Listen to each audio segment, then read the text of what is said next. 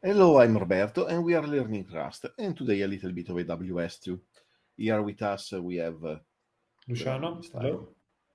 Somewhere, left or right. If you don't know this channel, in this channel we talk about Rust and technologies. You can find a recording of previous stream on YouTube, and if you're watching this on YouTube, we stream every Monday, 6 p.m. Dublin time on Twitch. Today we are going on with our quest of rewriting the automation for full stack bulletin, and we have some pull requests to review. We extracted last time a one-step function. We have to merge that pull request. In the meantime, Twitter cut our API access, so we moved to Mastodon. In the meantime, another service, Place Image, cut our API access, so we have to move to Unsplash. And let's go on from here. I hope that nobody else is cutting our API access. Yeah, last week was a very unlucky week because we are doing all this refactoring with the intent that we don't want to break the functionality. We're just going to slowly extract different pieces of functionality, but we want to keep it working, and other stuff Yeah. is Yeah, breaking. and So other people choose differently. exactly. Tweet So Elon Musk say that no, you're not using my APIs anymore. Go on. exactly. So we couldn't use Twitter anymore. Now we have a new account on Mastodon that I'm gonna put here in the chat and also there. So if you use Mastodon and you want to follow Full Stack Bulletin, you can go there. And basically the idea is that this account keeps tweeting. Well, what is the term on Mastodon? Tweeting, yeah. Mastodonting. Mastodon. Sending small messages. Sending messages, yeah, with links about interesting topics that are related to full stack web development. And then every week we run the automation that we're working on, and it's going to extract all the links and select a number of them for the newsletter. So, tooting, yeah, thank you, Jocelyn. How are you today? So yes, that account keeps tooting interesting links. So you can follow this account, and that's one thing that we change. We have to replace all our interaction with Twitter with the interaction with Mastodon, and we are going to be showing you the PR in a second. That was actually way easier than I expected. We spent a lot of time trying to make Twitter work offline, and then eventually we said, no, Yeah. like, cannot do this, and tried Mastodon, and like in 20 minutes, everything was perfectly working. So amazing. And then the other one was this service called Place Image, which is basically a service we use to generate, kind of get a random image every time that we cannot extrapolate a preview image for a given URL. So we take an image that is somehow related to technology, a little bit abstract, and we use that. So the idea there is that we were using this service using Place Image, and Place Image just shut down. It was a free service, so fair play to them for keeping it running for a few years, but now it's not available anymore. And what we ended up doing, we realized that Unsplash, the famous image service, royalty-free image service thingy, has an API, and you can use that API to filter by tags like technology and get a random image. So we got an API key. We can use that API key, I think, 50 times per hour. So it's pretty abundant for what we need. And that way, whenever we cannot generate an image, or better, whenever we cannot extrapolate an image from the link, we are going to get a random one from Unsplash. So we needed to do all these changes just to be able to generate this week newsletter, which should be out in a minute. Like if it's not out already, should be out in probably 10-15 minutes. So if you are registered, check out your email in a bit. Okay, so where do we start? Do we want to have a look Share at your GitHub. my screen is not showing up. Let me add it to the scene. Okay. So let's start by looking at the code where we replaced Unsplash. So actually, let me show you the issue first. So basically, this service Place Image, if we go there, it's dead, right? And they suggest other alternatives, but at the end, we went with Unsplash. And let's look at the code. Should be fairly simple. So Unsplash basically has, let me do it this way.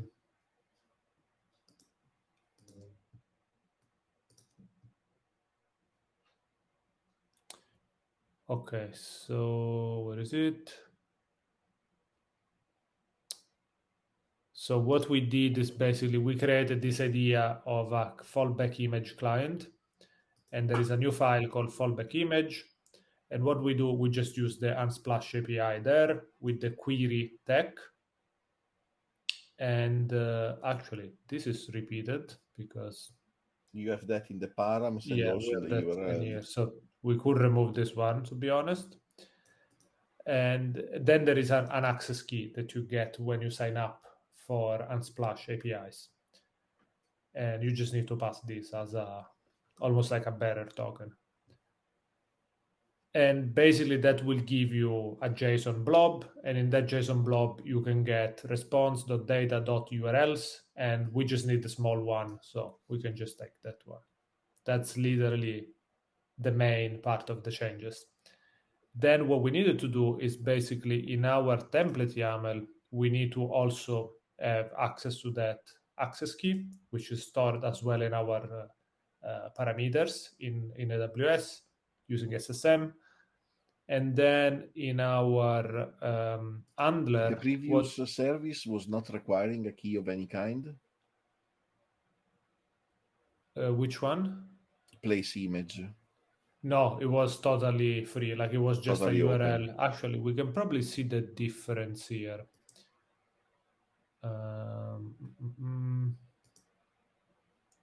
Where it was I think here in index. There is not a lot in index. So there was this add image URLs there. This was the previous version, and it was literally something like this.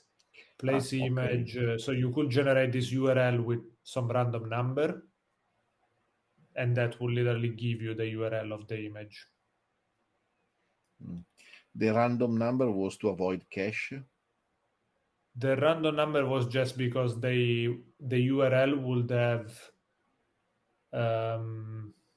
Actually, good question. Maybe to avoid caching. To avoid caching, because if you call that URL multiple times, it can be cached. Probably, yeah. Normally, you put a random in a URL is an old trick to avoid caching. So that was basically the previous version, and now it's just a little bit more elaborated using this fallback image client. There is also a test, and this test showcases all the huge response that you get from Unsplash. And here we are just checking that we get the right image, basically. And in the under, we just need to initialize that client and pass it to the get links function. So that's all there is. Cool. So we can merge this. But well, you have to check. You have to fix the URL if you want. Yes, actually, let's do that. Can you fix it from here? I have. I think I have here the latest version, that branch already pulled, and we can run the tests.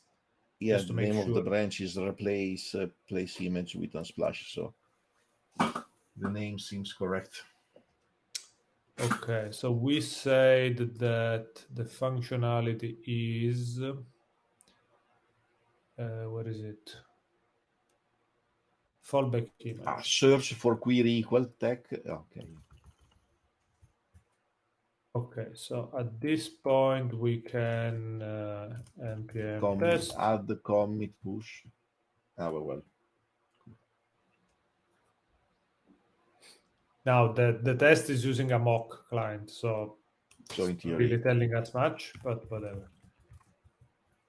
Removed unnecessary query string. Okay, at this point, this one should be refresh. And here now, yeah, should be just using this one. Cool, so I'm gonna merge this one. and we can move to the next one.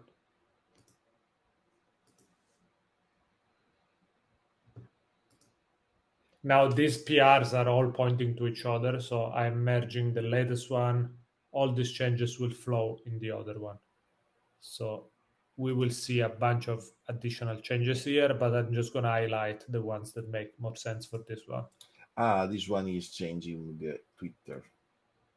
So, okay, let's see this one. So basically what we were doing here is, yeah, you can see that there is also fallback image, which we can ignore. Basically where it was, there was this functionality get last tweets, which now was removed in favor of get last Mastodon statuses. And here as well, we needed to introduce some new environment variables. So we removed all the Twitter ones, and now we have Mastodon base URL, Mastodon access token. Yeah, those two. That's it. We don't need anything else. The splash one is coming. That from one was from the other pull request, yes.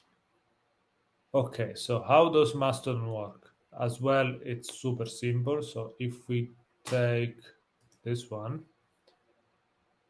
it's literally you have a client that you can use, and here we are just receiving it as an argument to this function. And with this client, you can just do verify credentials, which tells you the ID of the current account.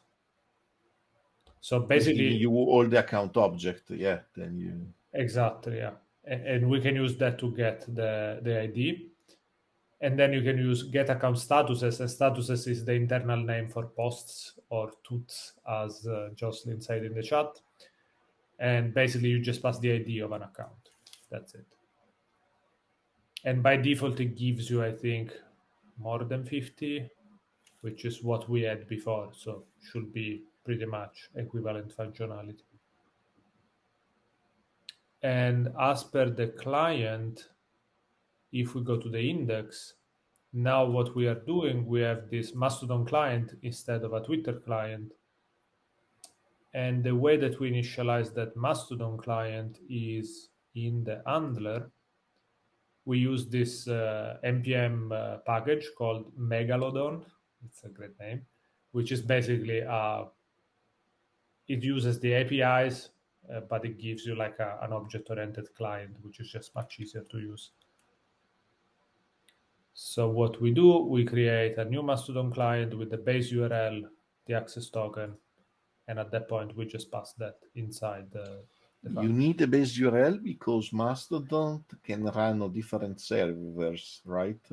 Exactly. So the Mastodon Social is the main one, but in theory, you could even install yours.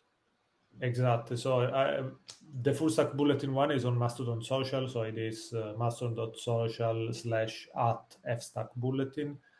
But for instance, I am in mastodon.ie if you want to see my personal one.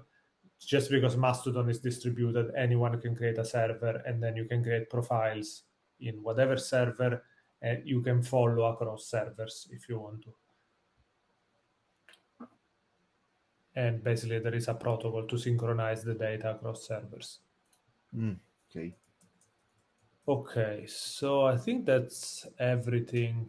Yeah, of course, we also needed to change this one a little bit. So this one was the functionality that, because you get just a certain number of tweets or toots, basically the last 50 or whatever. But in our logic, we only want to get the ones from last week. So you might be getting older posts. So this functionality just filters out the older ones than a week. So we just need to change, I think, actually it was exactly the same field name created at. So here I think I just renamed the variables just for saying Mastodon rather than tweet. Does that make sense? Should we merge? Yes. Cool. So let's merge this one. And then the next PR is basically all the work we did last time. So I'm going to give you a super quick summary, but if you're curious, you can watch the recording from last time.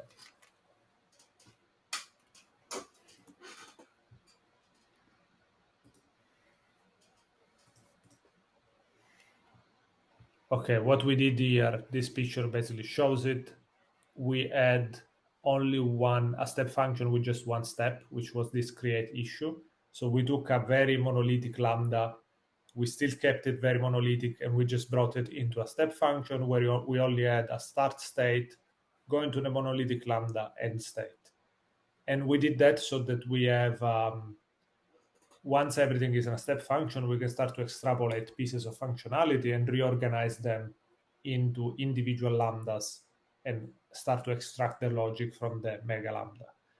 So the first one that we extracted is fetch quote, which is basically this newsletter is made by 3 parts: quotes, a suggested book, and 7 links, articles, whatever.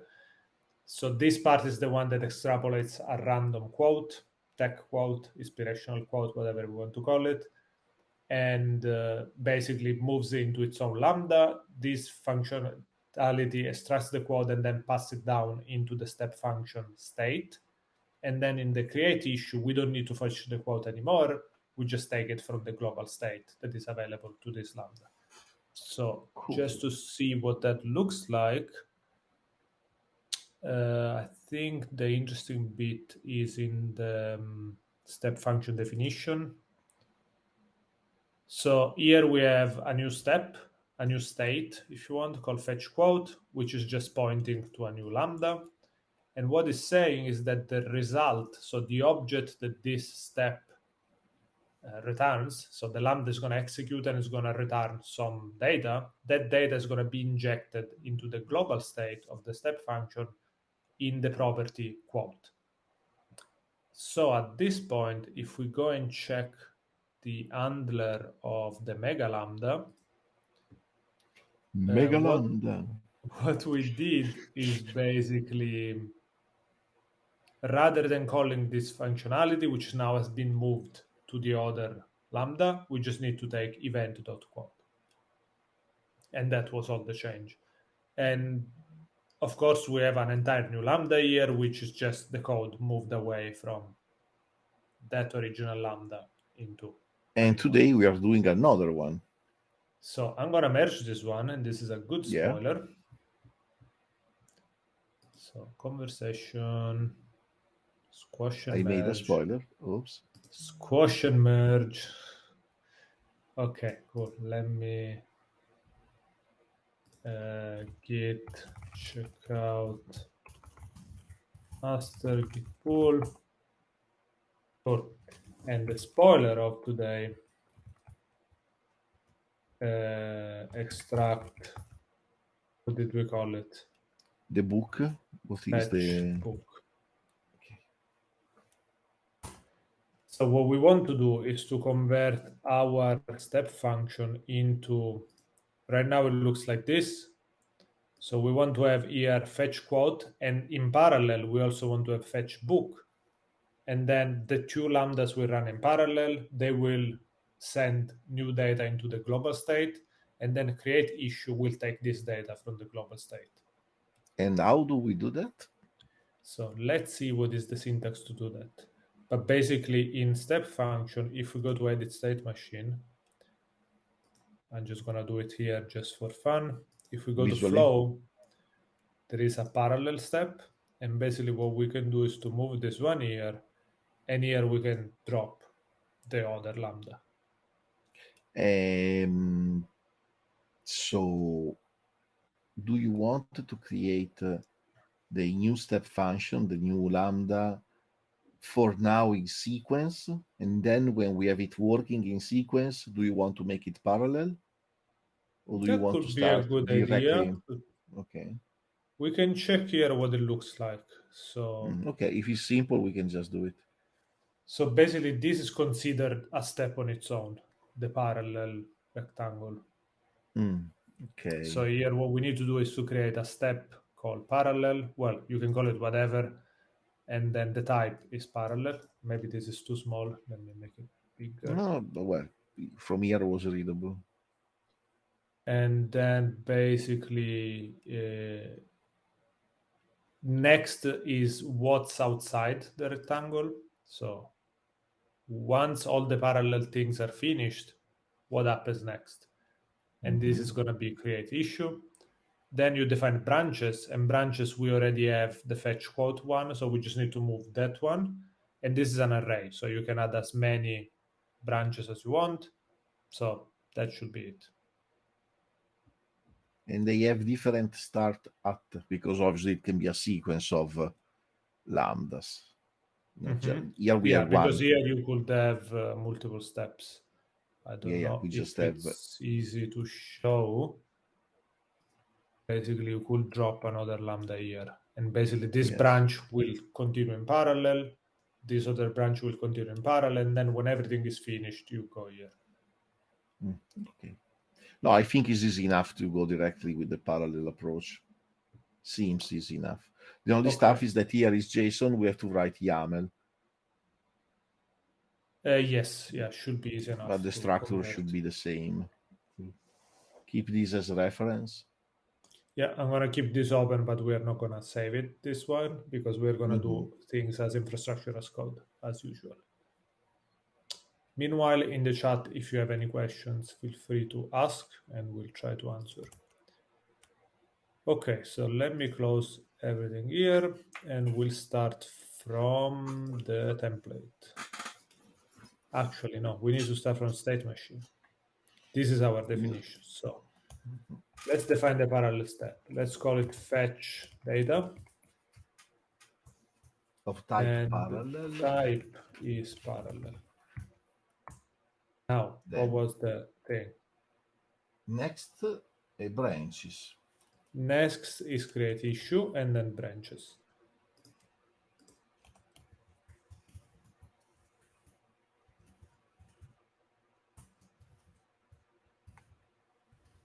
And now branches is an array, so we can literally copy paste this fetch quote one, which doesn't need to have a name. Let's see. Yes, so it's exactly as it is. So we just need to push it inside and just give it a dash. That should be it. Now, why doesn't like it? It's complaining about the retries. Why doesn't like the retry? Seems the same to me. Seems the same to me as well. There is no next. What is the next? So if we remove this one, we have to say that is end true. Say end true, yes. Yeah. So maybe that's why it's complaining. But it seems to be complaining before that, but remember to add the end true, yes, there, just to be. What is complaining about if you override? I think there is some indentation probably because error equals is an array. You have to indent is a retry is a list here. Yeah. It's not just one element. So I think that is wait. This is a list. Oh yeah, we have binary 64 in the chat saying remove dash on line 15. Cool, but it wants an array. Here is an array. It's just that probably everything. you have to leave the dash but add 2 spaces in front of exactly these ones. I think this should be. Yeah. Oh. This is an array.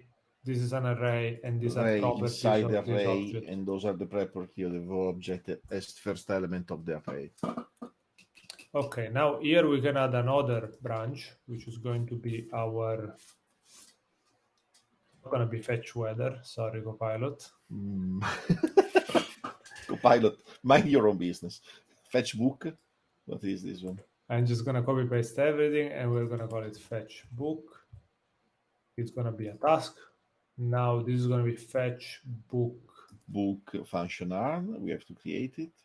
Result path is $book. Everything else can stay. Going to be create issue. And actually, this next should go away. Should go away and should go away here as well.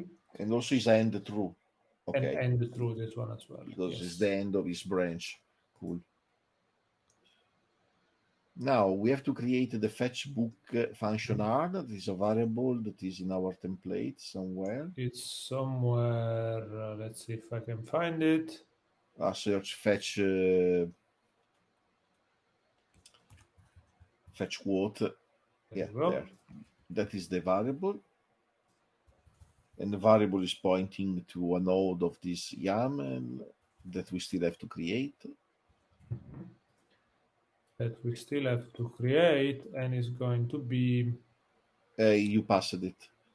Line Let's copy this 70. One. Yeah, copy line 70 to the end. Fetch book function, and let's call it fetch book, fetch book. Timeout 15 seconds is probably more than enough. Okay, so now we can create this function. We can probably start from here, just copy paste everything. But not the not Actually, modules. no. Let's do it. Fetch book.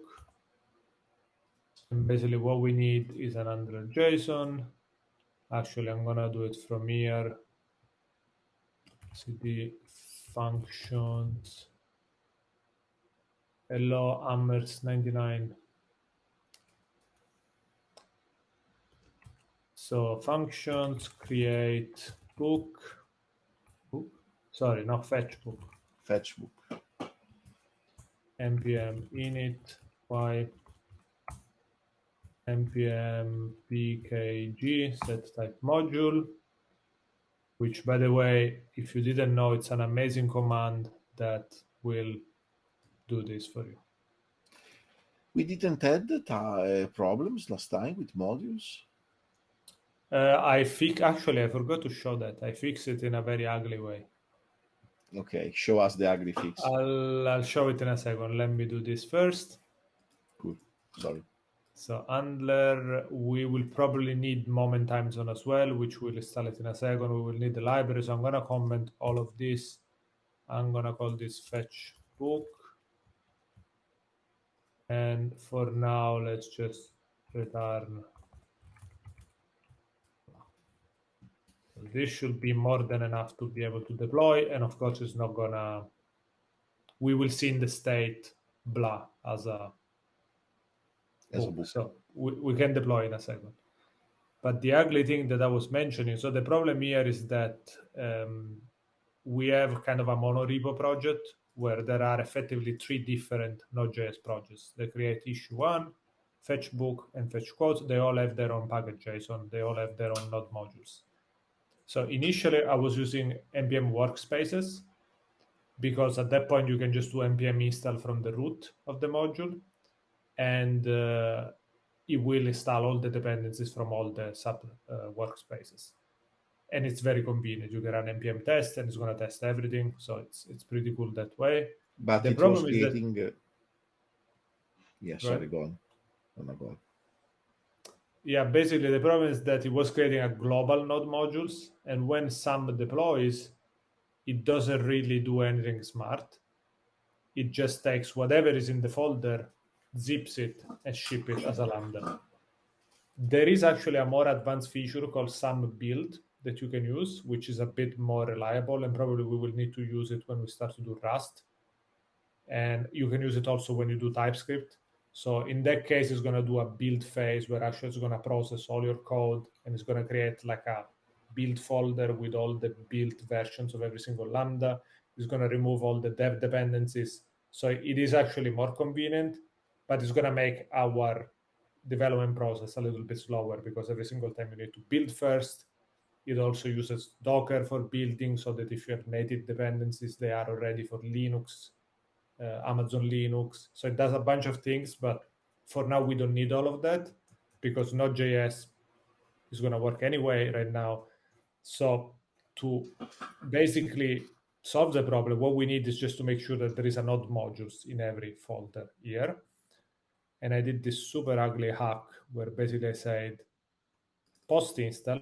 So if you run an npm install at the root of the project, at the end is going to run this post install script, which basically for every folder inside functions is just going to run npm install. And this ignore scripts is basically to avoid to run the post install recursively. So super ugly hack that. Yeah, binary64 is suggesting to use NX. I haven't tried it. I heard good things about NX.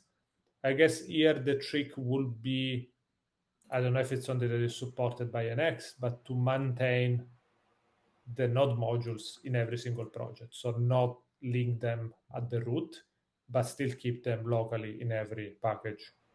If NX can do that, it could definitely be an option here, but for now I'm happy to keep this ugly thing. I think it does the job. Does that make sense? Yeah. Cool. So do we want to deploy this and just see if Yeah, see if we got right all the template. Okay, so let's just do some deploy. Oh, from the wrong folder.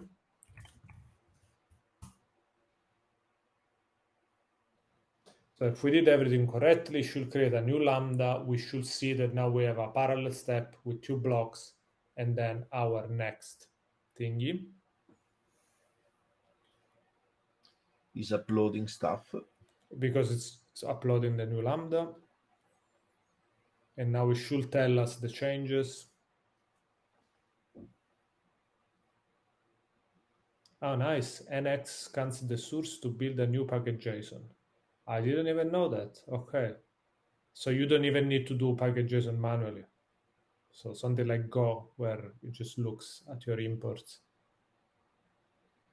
Okay, what are the changes here? So we have a new lambda, fetch book with its own role. And then the create issue function is changed. Why? Oh yeah, because we did change that query string parameter. Ah, okay. So it's slightly different from your last deploy. From my last deployment, yes, which is good that is realizing that. And then create issue state machine because we added new steps basically. Okay, so let's deploy this.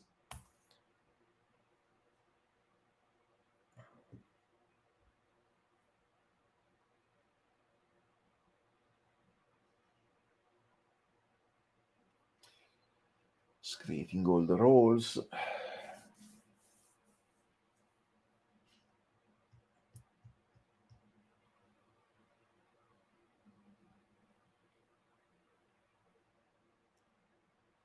Okay, come on. We're gonna have to fix. Oh, it did fail. What happened? Okay, what we got wrong in our... Let's see. Invalid state machine definitions. Schema validated failed. These fields are required at states start at states fetch data branches. We forgot a start at. Did we forget that? Let's see here. Start at fetch quote branches. Start at fetch quote. We don't have that. Probably we forgot start at, to be honest. Yeah, try and go and take a look. I don't remember to have written the start at. Nope. So it's states parallel, then branches and start. Then inside branches there are, okay, we forgot the structure after branches. Yeah, so this one means a start at and the states, and then inside states there is fetch quote. Okay, so start at. Yeah, but I think you need a dash because fetch quote is inside the states and it's not a list. It's not a list? No, because there are 2 branches in parallel. They are not in sequence, they are in parallel. Okay. So this is a dash. This is an element. States 2 more spaces. Okay. Fetch quote is inside, but as an element, seems to be. Or is an array. Sorry, we're going too fast. Yeah, I think something like this. So this is start at and fetch book. And then states. But yeah, but not there. There. and then fetch book is inside the state. Inside. Now, what are we complaining about here? Again, the indentation of those three lines, 2 more spaces, because you have the tab set to 4 spaces. And why the indentation is different? Because when you did the tab, okay, now it's broken too, because you have the indentation at 2 spaces, at 4 spaces, but that block from a second must be at the same level of error. Basically. Yeah.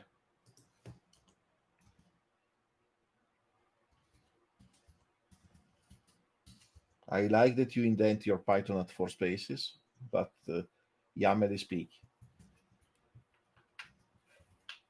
Sometimes. It did fix it on its own. I don't know what it did. Okay, should we try to deploy again? Yeah. Let's try again. Can you test that before deploying? There is a command to do that. To validate the template. Because this was an error that was... This was an error that we were able to find if there was some local command. I don't know if there is some validate. That's a good question. Validate. Let's see. Well, yeah.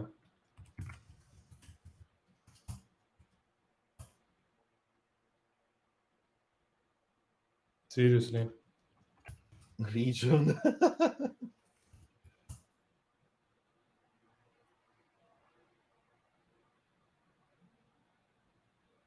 Template YAML is a valid sum template. This is according to basic sum validation. For additional validation, please run with lint. Okay, let's run with lint.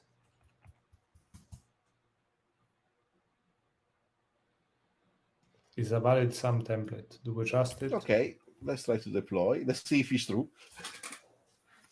Nice that you can do that, because that should probably be part of your normal flow. I change the template, I test if it's valid, then I try to deploy, because deploy takes time. So yeah, it should be part of API.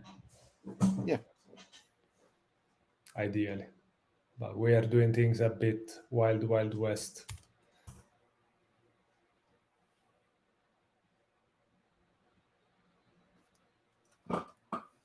We try and we test in production.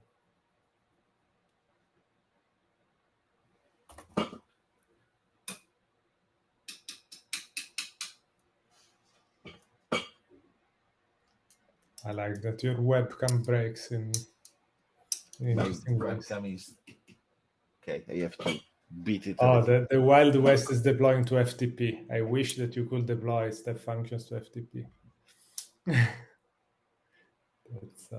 It went in error again, or is the error from before? It did went into error again. Okay, the joys of YAML. Let's see what we failed this time. So that validate was a lie. It didn't. It did validate probably only the template, but not the step function definition.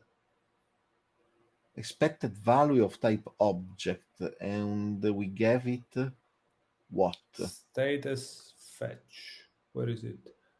Expected value of type object in states fetch data. Branches states. No, it's longer. Basically, it's complaining that line 10 we say is an array. So branches state 0 fetch states. data, branches states. Look in the online editor. That this was what I was trying to ask you before. Go in the online editor. Is states an object? It is an object with it's not because it has a key. Yeah, I see. So it's not remove the dash in line 10 and line 27. Okay, save. Now in theory, oh god. Okay. Okay. Jesus. Let's try again. Now you know what those poor DevOps engineers feel every day. That was what I was trying to tell you before. That sorry, I should was listen not to an you array. No, but because when you switch between windows, I have the image a little bit pixelated because of the bandwidth, the JPEG artifacts. So I was not even sure it was not an array, but yeah, I was right. Roberto is always right. Let's remember that. Yeah. The Wild West is the point to FTP. Sorry, I just read it now. The Wild West is SSH, doing SSH in production and changing the code in production like that. Yeah, especially if it's a PHP. Oh, Again, Jesus, another one. Missing transition target, missing next target in fetch quote. but is end true? Do we need a next if is end true? Yeah, what are we doing here? End true. Is there a next? No, Maybe end but true is not in the right place. is that definition correct? I mean, do you see that there are those two balls, those two circles that goes nowhere inside that parallel? Do we need to send them somewhere? I think not. I think that they will go to end, right? Or maybe actually, let me see. How do you specify end?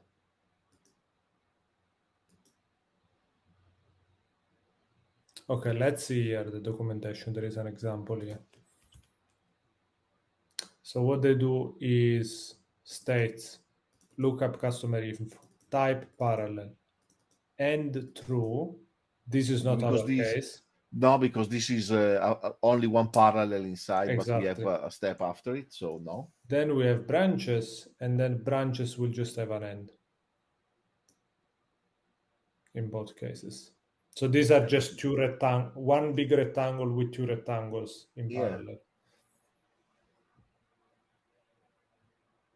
So what what are we was the doing error differently? again? What was the error again? Can you show it to me?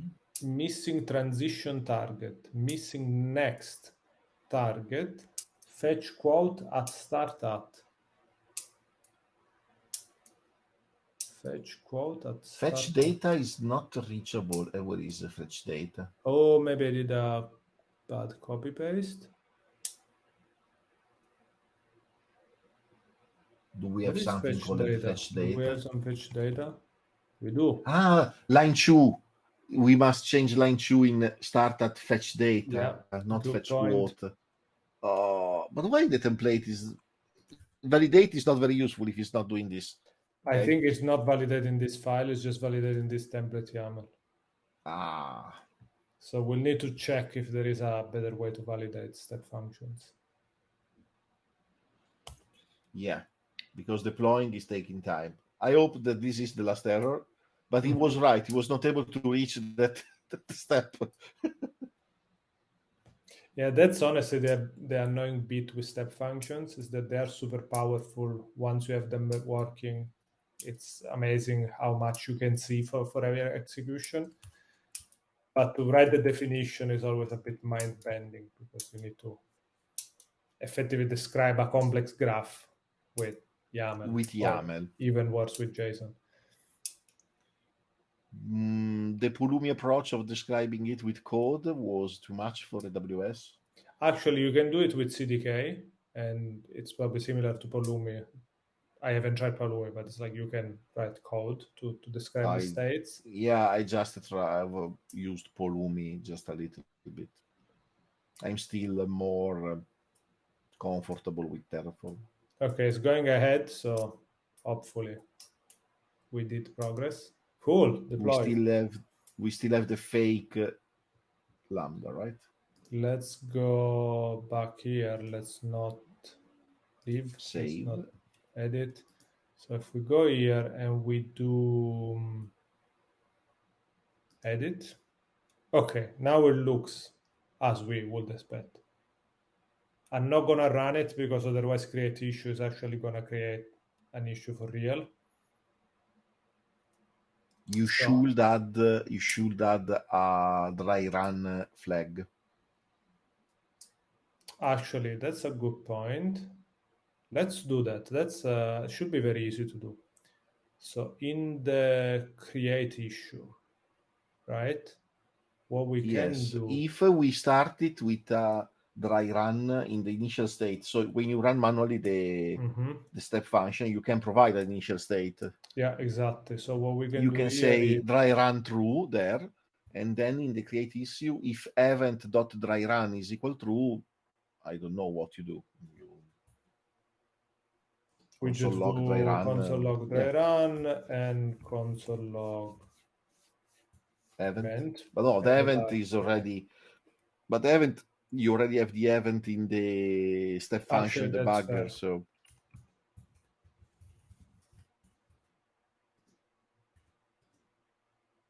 So that's convenient. Let's deploy this very quickly, and then we can test it with this plug. Yeah.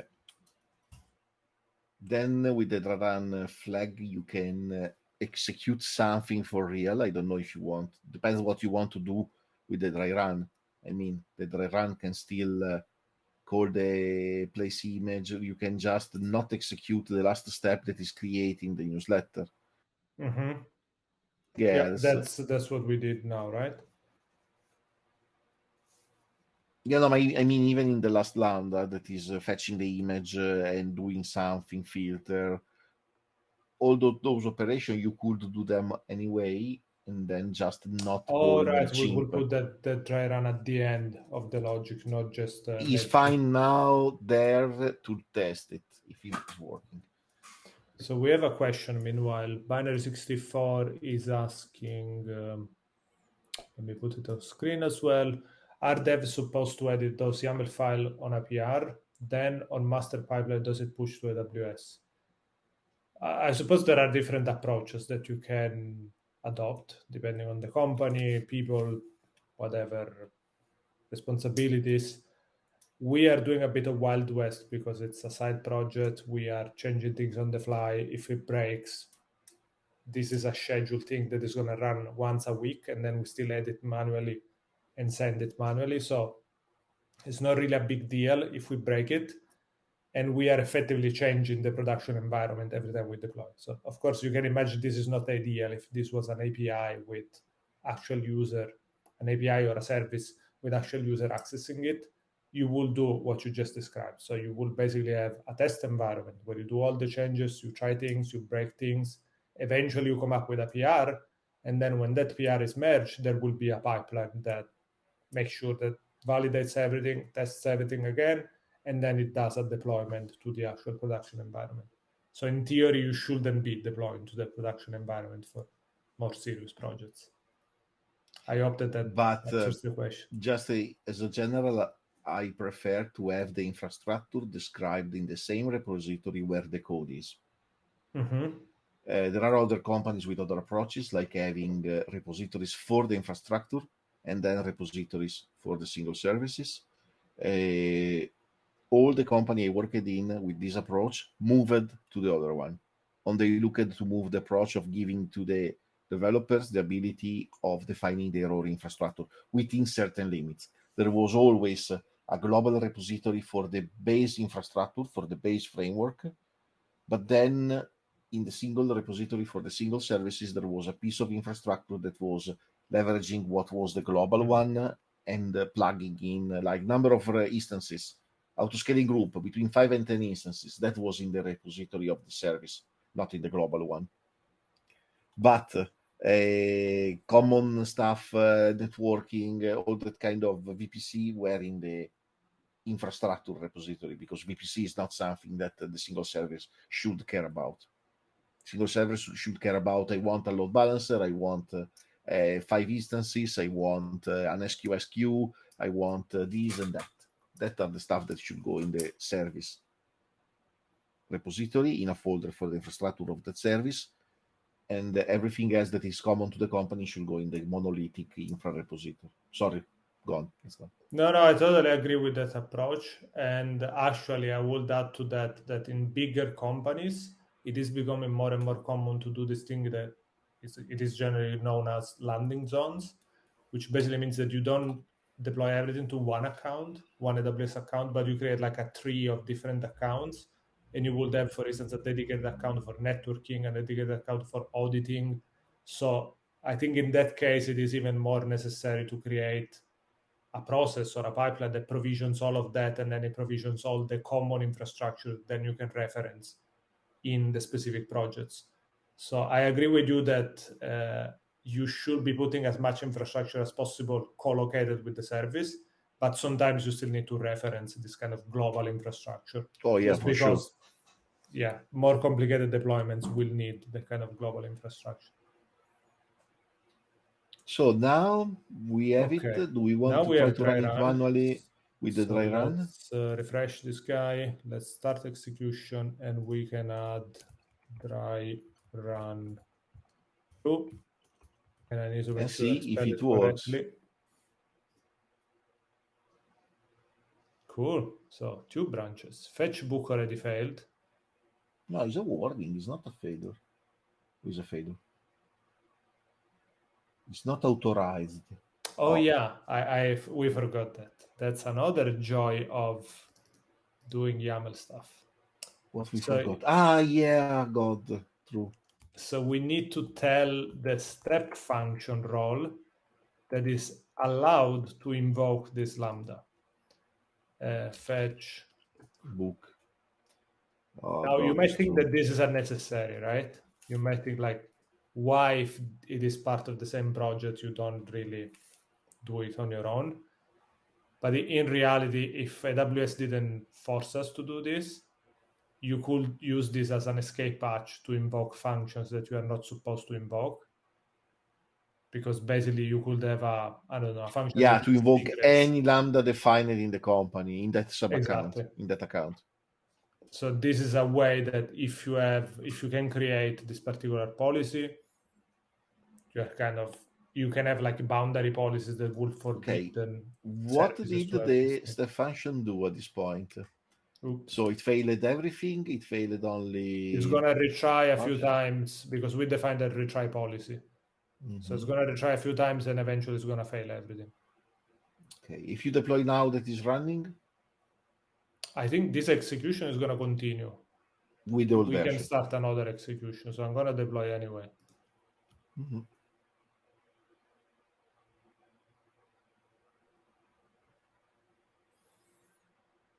So let's see how million times we need to deploy before. Yeah, before having it working. Oh God, I need to change webcam.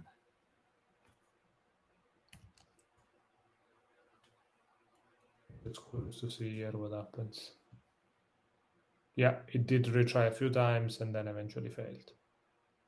And by the way, we can see all the events here. So first failure, second failure. How many failures there are? 5? How many retries did we configure? 5, I think. Okay, if we did 5, then it's correct. Let me go to the definition. Yeah, 6 attempts. So 6, okay. Probably a bit too much, to be honest, but whatever. Did it finish to deploy? Yes, okay. Now we can try again. So state machine, start execution. I run 2.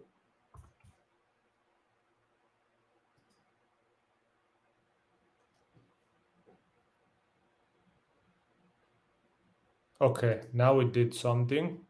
Book is blah. Oh, this is taking too long. I hope it's just a cold start. What is the input? What is the input? Dry run 2. Ah, there is a list. There is a list. Why? So event dry run is undefined because the 2 branches of the parallel becomes 2 elements of that array. How long is that array? 2 elements. We need, if you want, we need a function to that we can do probably just with the step function. Do you know that you can cherry pick stuff? We can probably remap. But that's annoying. What is it, the 2 elements? Dry run, comment, quote, and the other one? The second element of that logged line, if you scroll. Comment is what these 2 are the ones we passed in the but event. scroll to the second element of this array. Dry run Okay. comment and book. So dry run and comment are duplicated across Mhm. the two objects. So we probably can configure the properties of the state here of the big parallel block to basically reshape. And Because for I think that, this is there the are output coming from here, you see? So the output coming from here is an array of whatever every branch produces. Yeah. So probably with the response, those parameters that let's go in graphical edit. Let's see what we have there. In graphical edit, so from edit state machine, right? Yeah. Workflow Studio, I guess. Studio. Yes. If you And click on in that here, parallel, output. transform the result is what we want. Add original input to output using result path. No, I think we want to transform the result, no? Okay. Now, can we refer element 0, element 1 here? What do you think? I think so. I think it's just dot 0, dot 1. Can we edit this here and try online before writing the template? I guess we could and just save it. Okay, But I'm wondering, what does it look like? So good question. So wait, what did it look before? Let me. So this one was just taking everything and outputting everything. Those guys are still taking everything, outputting everything, and injecting the result of the lambda into this field. It's just this fetch data parallel step that takes every single branch result and puts it into an array.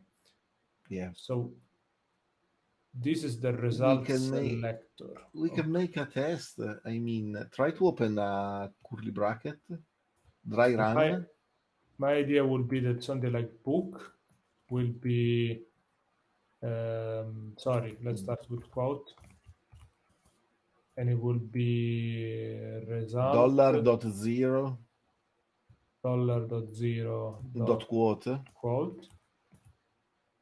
Yeah. Book the same, and dry run, you can take it from 0 because dry run will be the same in both. And I think we don't need to propagate that. No, we don't need to propagate a dry run, do you think?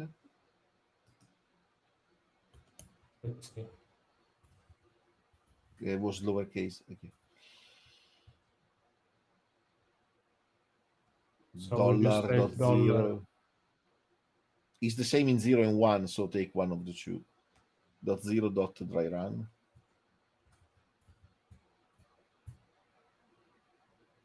Okay, I wonder if there is a way to test this. I think you should. You need to apply exit and run it again.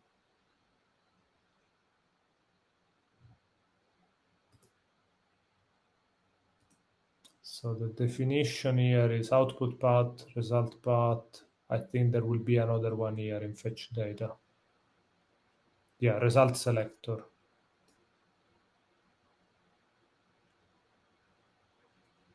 I'm not sure that this is a result selector. Let's try. Or is an output. Let's see. It was called transform. Yeah, on that stuff, I still need to understand what is happening when. Yeah, we should probably check the documentation rather than guessing, but let's see. Okay, it is saved. Do I need to publish a version? No. And we want to add dry run. Not fry, dry run. Fry run. You can fry it. Let's see. CloudFormation lint. Yeah, I think that what we do with some validate uses CFN lint behind the scene. Not too sure, to be confirmed. I think here the problem is that CloudFormation lint only checks the template YAML, But we have another file, which is the step function definition, which I don't think is getting checked. And this is where we are doing the errors. So we need to find if there is a specific validator for the step function. Yeah, for the... Well, anyway, now what happened? Scroll a little bit. Ooh. Let's look at the various Let's look at the output. various... Okay, this is not the output we wanted. It didn't interpolate anything.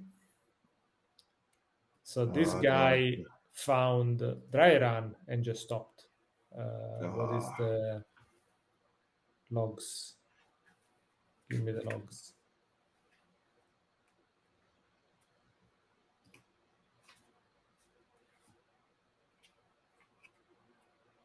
This is output.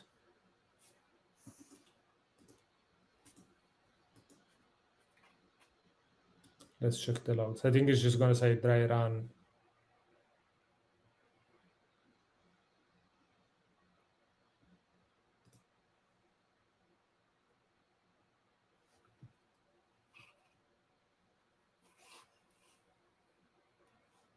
Yeah, dry run exiting now.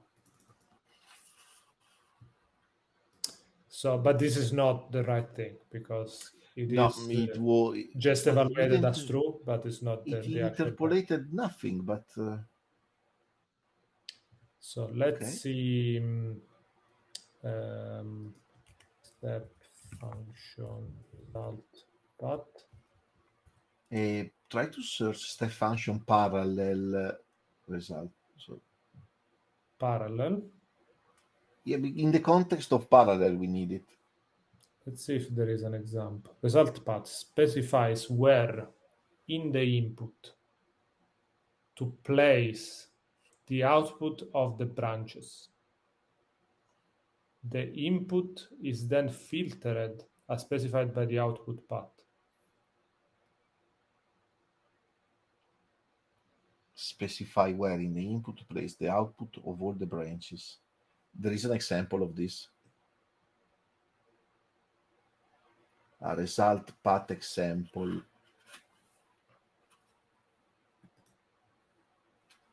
For parallel.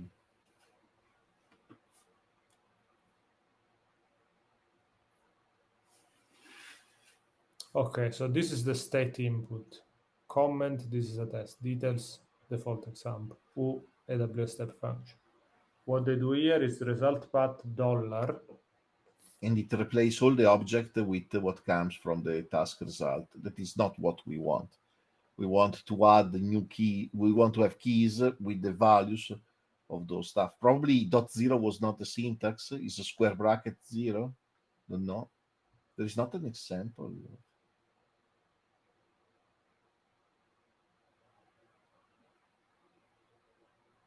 So if it returns, if you put null, it's gonna keep it as it is.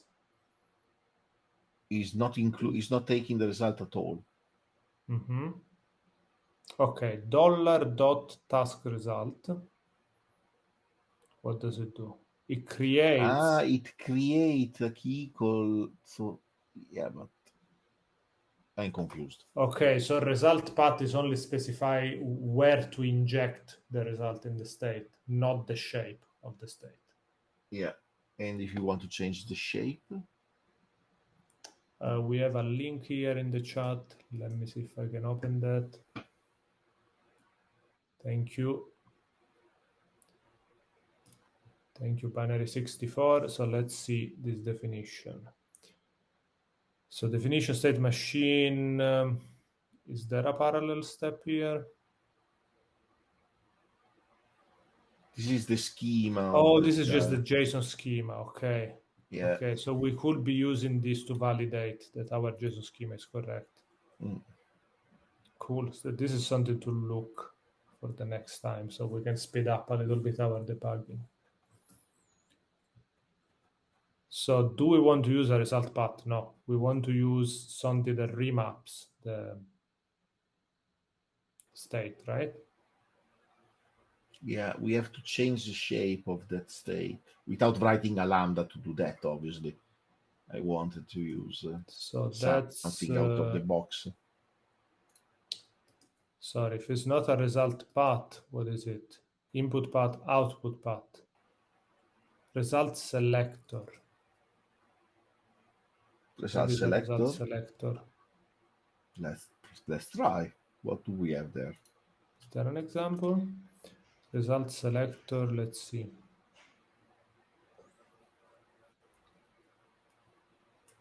Parallel, okay. Okay. Where is result selector? I think this is just the object. Result selector. Ah, there is a dot dollar at the end of the name of the key for some reason. Okay, so we can try this one. Let's try that. But let's add also the dollar, the dot dollar at our key names. So what we want to do is edit state machine, workflow studio, and then go there. Output. So it's not transform with the select result. Copy what is in that. So it's what was it? Result selector. So result selector is this one. No, was. No. So it's the same. We were using a result selector or not? Ah, but we were not putting the the dot dollar after the quote, and I don't know if that is the right syntax to select an element from an array. Try to do one before applying. Try to do book with the square bracket instead of the dot. What if we do another one? Ah, okay. Oh yeah, fair enough. Like this, right? Square bracket one dot book. Yeah, let's try. I mean.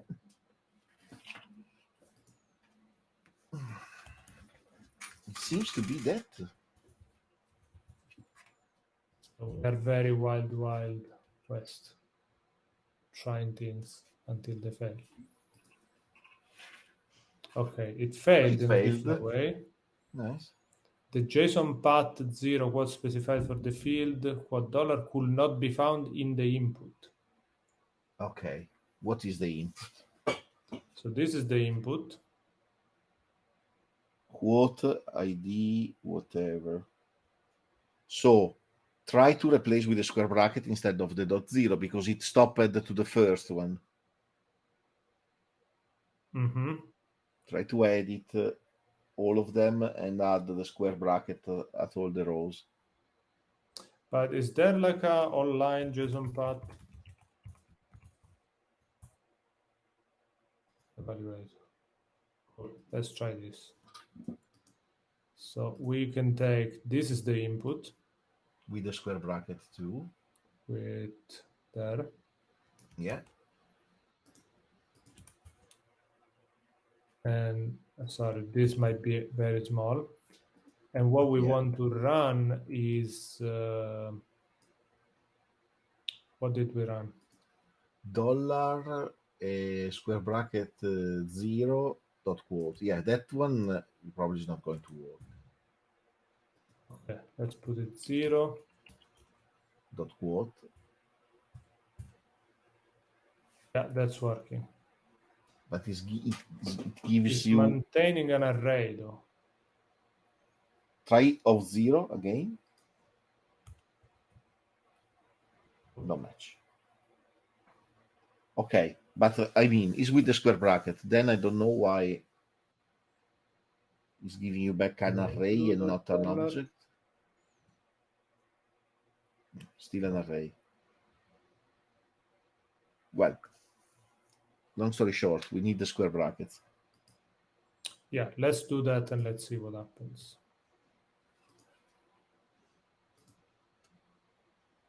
Then when this works, I will call it a day, if you don't mind. Oh yeah, sorry. And if you need to go, don't worry, we can finish. No, I still have a little. Do also line 4. Do also line 4. Line 4, yes. Good point. Jesus, I cannot type anymore.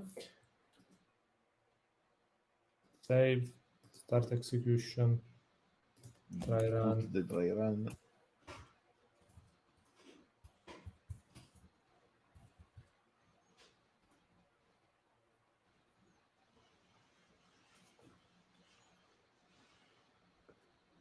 Okay. So Oh, the it was output what now we wanted. looks as we want. Quote, Look as we wanted. Yeah. the run through book, blah. And create issue is just exiting because this is the input. Quote, Yeah. try run book. Cool. Okay, So it should was we... that one. We should put that in the template. No, not in the template, in the Yeah, state. let's do that. So if we do... Can you do a diff with some? No. It's not like Terraform. You do Terraform plan and you have the diff. Terraform plan, but in that case, Terraform, we will need to do terraform.taint that resource because we changed it manually. Oh, normally I do a Terraform plan. I see what Terraform suggests. I write the exact code, and the next Terraform plan should be the same. But I think it's this one, basically. Yeah, and you have to add it at which object level? At the fetch data level. So but yeah, we want this result selector.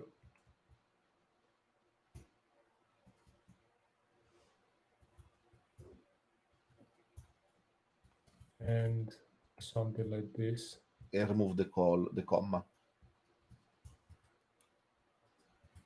I think that should be it. And now if we do some deploy, it should say that there is no change.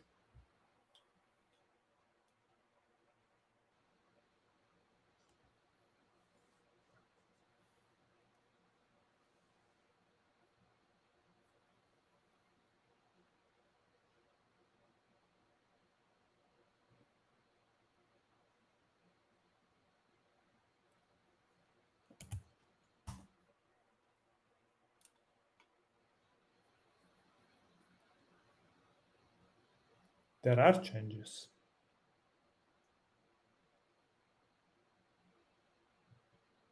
Maybe I changed the order of something in a subtle way. Let's try. Let's take a look and try that again, just to see. You are checking what's the difference. It's a result selector, looks legit. Looks the same to me. Okay. I tried that just to be sure. Start Then execution. next step to have this still running. No, there is not a next step. Is working this because you didn't change the code inside the create issue. Yeah, working. Look at the output. Okay. Even with the fetchbook code like this, this step function is still working because create issue now is not looking at event.book. Exactly, it's not reading this. Next time we go on like from there. Next time it should be easy enough to swap the logic. Do we need a third lambda in that parallel, or we might start to move create issue there? Or fetch. Where do you fetch the tweets? Where you fetch all the tweets, yeah. So we start to remove another bit and move it there. Okay, but at this point for today, let's wrap it up. You can find the recording on YouTube. The link is in Twitch in the about section. If you're watching this on YouTube, we do live streaming on Twitch every Monday at 6 p.m. Dublin time. Make sure to check the Twitch link in the YouTube description. Give us a follow, subscribe, usual stuff, thumbs up. Feel free to leave comment, open PRR. We are trying to learn stuff, so feel free to add any kind of comment, pull request, whatever. Thank you for the suggestion in the chat to everybody that was there. Are we going to raid somebody?